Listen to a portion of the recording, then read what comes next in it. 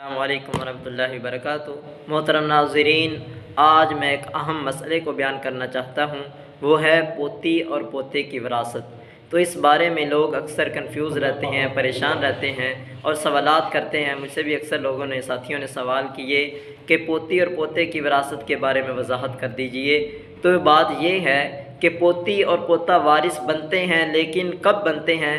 پچھلے لیکچر میں نے بتایا کہ پوتی کی کچھ وراثت جو ہے وہ قرآن کریم میں اللہ تعالیٰ نے مقرر فرمائی ہے، لیکن اس وقت جب جو آدمی یا عورت فوت ہوئے ہیں ان کی اولاد نہ ہو، نہ بیٹی ہو، نہ بیٹا ہو، نہ ان کا باپ ہو، تو تب پوتی اور پوتا وارث بنتے ہیں، ورنہ یہ وارث نہیں بنتے۔ اب پوتا جو ہے وہ عصابہ میں آ جاتا ہے۔ عصابہ کا میں نے بتایا، اسے کہتے ہیں کہ جو اصحاب الفروض انہیں کہتے ہیں جن کے قرآن کریم میں یا نبی کریم صلی اللہ علیہ وسلم کی حدیث میں حصے مقرر ہیں، ان کو ان کے حصے دینے کے بعد مال باقی بچ جاتا ہے، تو وہ جو مال باقی بچ جائے وہ عصابہ لے جاتے ہیں، چاہے کم ہو یا زیادہ ہو، وہ عصابہ لے جاتے ہیں۔ تو پوتا اصحاب الفروض میں نہیں ہے، یعنی اس کا قرآن کریم میں یا حدیث شریف میں حصہ مقرر نہیں، بلکہ وہ عصابہ میں ہے۔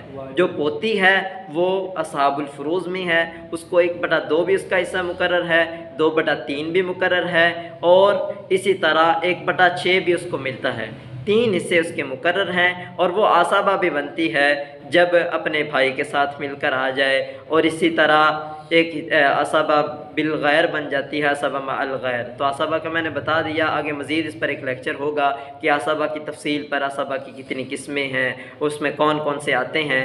تو یہ ہوئی پوتے اور پوتی کی وراثت۔ اگر اس میں مزید آپ کو کوئی پریشانی ہو تو آپ سوال کر سکتے ہیں۔ السلام علیکم ورحمۃ اللہ۔